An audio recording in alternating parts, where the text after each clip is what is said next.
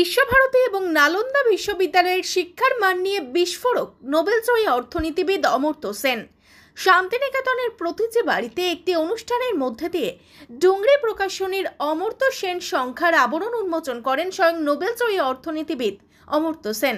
উপস্থিত ছিলেন প্রখ্যাত অর্থনীতিবিদ জন ড্রেজ, ঠাকুর পরিবারের সদস্য সুপ্রিয় ঠাকুর, অধ্যাপিকা কল্পিকা মুখোপাধ্যায়, বিশিষ্ট সাংবাদিক দেবদীপ পুরোহিত, অধ্যাপক সুদীপ্ত ভট্টাচার্য, অধ্যাপক সৌম চক্রবর্তী, অধ্যাপক অপূর্ব কুমার চট্টোপাধ্যায় সহ আশ্রমিক পড়ুয়ারা।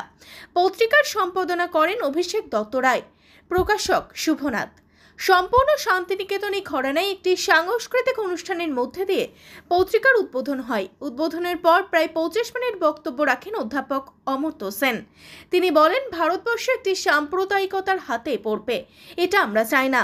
সে হিন্দু রাষ্ট্রই হোক বা মুসলমান নবাবই হোক অথবা খ্রিস্টান রাজত্বই হোক, আমরা চাই যেসব জায়গা থেকে সবকিছু একসঙ্গে হতে পারে, যা রবীন্দ্রনাথের ইচ্ছা ছিল। একই সঙ্গে দিন শান্তিনিকেতনের ভবিষ্যৎ নিয়ে উদ্বেগ প্রকাশ করতে দেখা যায় নোবেলজয়ী অর্থনীতিবিদ অমর্ত্য সেনকে। তিনি বলেন, প্রশ্ন হচ্ছে শান্তিনিকেতনের ভবিষ্যৎ কি হবে। এই বিষয়ে সুপ্রিয় ঠাকুর যতটা ভেবেছেন অতটা বোধহয় কেউই ভাবেননি। নালন্দা বিশ্ববিদ্যালয় প্রসঙ্গে নোবেলজয়ী বলেন, আমরা নালন্দা বিশ্ববিদ্যালয়ে একটা প্রচেষ্টা করেছিলাম যাতে চীন, কোরিয়া, জাপান ইত্যাদি থেকে পড়াশোনা করতে আসতে পারে পড়ুয়ারা। তাদের পড়াশোনার মান অত্যন্ত ভালো ছিল, সেটা অবশ্য মানার ইচ্ছা সরকারের ছিল না। আর তার ফলে এটা পরিষ্কার হলো যে আমি যদি সেখানে আচার্য হিসেবে থেকে যাই তাহলে নালন্দাতে কোনো রকম সাহায্য সরকার থেকে পাওয়া যাবে না। সেই সময় আমি চলে গেলাম। সেই জায়গায় এলেন অন্যজন, তাকে বলা হলো তিনি খুব স্বাধীনতা পাবেন, কিন্তু কোনো রকম স্বাধীনতাই তাকে দেওয়া হলো না। Bureau report, junction news. উনি আপনার কোন ছবি দিয়েছেন 1990 সালে আপনার কোন ছবি তুলেছিলেন উনি, সেই ছবিও সেই পত্রিকায় উনি দিয়েছেন এবং আপনার প্রসঙ্গে লিখেছেন। এছাড়াও ডক্টর অপূর্ব, যিনি অপূর্বদা রয়েছেন আমাদের অর্থনীতি বিভাগের অধ্যাপক, উনিও আপনার প্রসঙ্গে অনেকটা লিখেছেন এবং আপনার সেমিনার প্রসঙ্গে সেই বর্ধন স্যারের সাথে যে আপনার সেমিনার সেই প্রসঙ্গে উনি লিখেছেন। এবং প্রত্যেকেই এখানে যারা রয়েছেন যে পত্রিকাদের মধ্যে যারা আপনাকে নিয়ে লিখেছেন এবং তারা উৎসাহিত ছিলেন যে আজকে আপনার সাথে 5টা মিনিট দেখা করবেন। এইবার আমরা সরাসরি আপনার সময় নষ্ট না করে পত্রিকা আপনার হাত ধরে আমরা চাই এটার উন্মোচন হোক। আমার হাত ধরে সবাই আশ্রমী এবং শান্তিনিকেতনবাসী, বোলপুরবাসী এবং প্রত্যেকে মানে আপনাকে ইয়ে করে সৌমদা, যিনি স্যারের অর্থনীতিতে বিশ্বভারতীর, হ্যাঁ এই ছবি অধ্যাপক সৌমদা রয়েছেন বিশ্বভারতীর অর্থনীতি বিভাগের এই ছবি সৌমদা। আর আমরা যদি দেখি তাহলে আমাদের মানতে হবে যে ভারতবর্ষের যে নানা বিড়ম্বনা, যা বেতন পিছিয়ে থাকার প্রমাণ আছে, সেগুলো সব কিছুরই গোড়াপত্তন শিক্ষার অভাবের মধ্যে। তাই শিক্ষার মান নিয়ে আমাদের চিন্তা করার সত্যি কারণ আছে। সেটা খুব যে চতুর্দিকে মানা হয় তা নয়। আমরা একটা প্রচেষ্টা করেছিলাম নালন্দা বিশ্ববিদ্যালয়ে ভারতবর্ষের একটা বড় জিনিস, চতুর্থ শতাব্দী থেকে এই একটা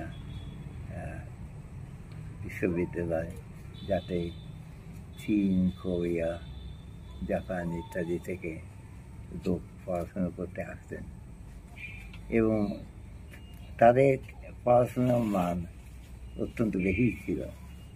সেটা অবশ্য ঠিক করে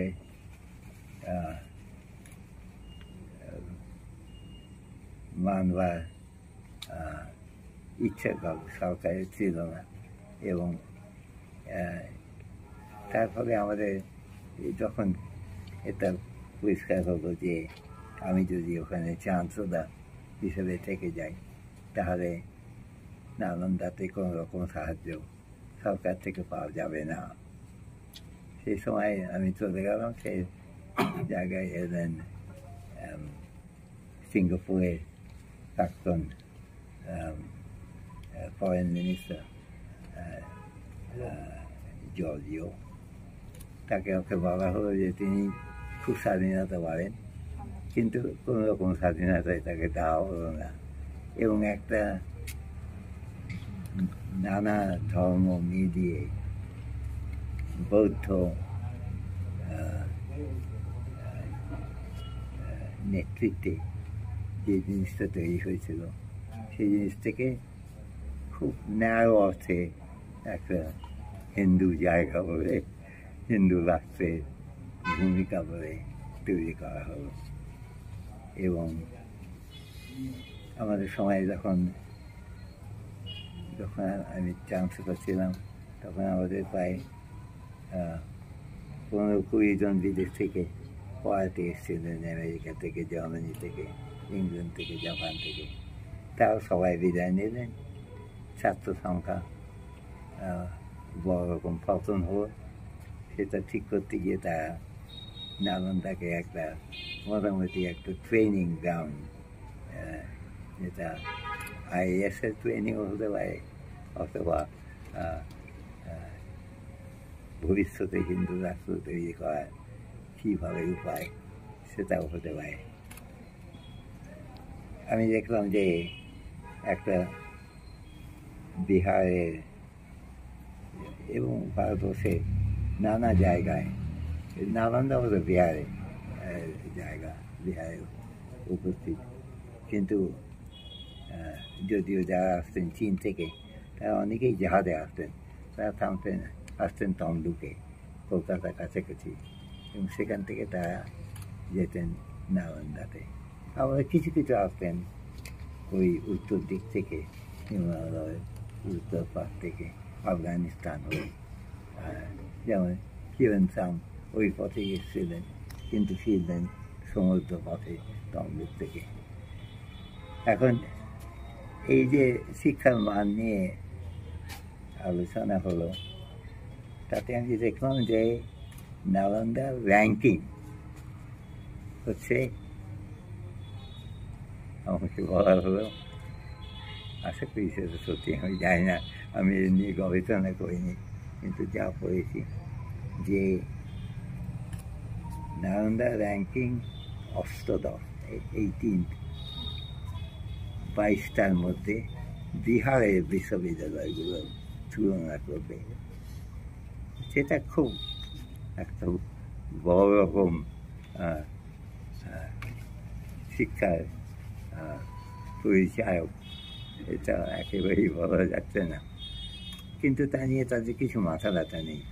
আমি শুনলাম যে আমাদের প্রধানমন্ত্রী এই আগেকার ইতিহাস সম্পূর্ণ বাদ দিয়ে শুরু করলেন যে এই নালন্দা স্থাপিত হলো, এবং সে স্থাপিত হলো একটা নতুন সাম্প্রদায়িক অনুষ্ঠান হিসাবে। এবং আমাদের যদি শিক্ষার মানের দিকে দেখতে হয়, তাতে আমাদের দেখতে হবে যে পড়াশুনো কতটা হচ্ছে, নিশ্চয়ই দেখতে হবে সাহিত্য এবং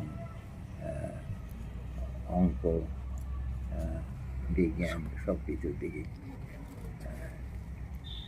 হিউয়েন সাংয়ের ঘর থেকে তিনি জানলা দিয়ে দেখতে পেতেন যে নালন্দা একটা অ্যাস্ট্রোনমিক্যাল টাওয়ার, এর মাথাটা মেঘে ঢাকা কি না, সেই থেকে উনি নির্ধারণ করতেন যে দিনটা কেমন যাবে। তিনি 1 বছর ধরে হেঁটে এসেছিলেন চীন থেকে নালন্দায়, এবং আমি তো আগে বললাম যে জাহাজ দিয়ে ফিরতেন। তাকে যখন নালন্দার অধ্যাপকেরা বললেন যে আপনি এখানে থেকে যান, আপনি যদিও ছাত্র, উনি ওখানে 10 বছর ছিলেন, তবু আপনার প্রভাব অধ্যাপকদের মধ্যেও পড়েছে। তাই চীনে শিক্ষাবিদকে ওরা বললেন আপনি থেকে যান। তার উত্তরে হিউয়েন সাং বললেন যে আমি যদি গৌতম বুদ্ধের কাছে কিছু শিখে থাকি, সেটা হচ্ছে এই যে আমার যদি কিছু জানা থাকে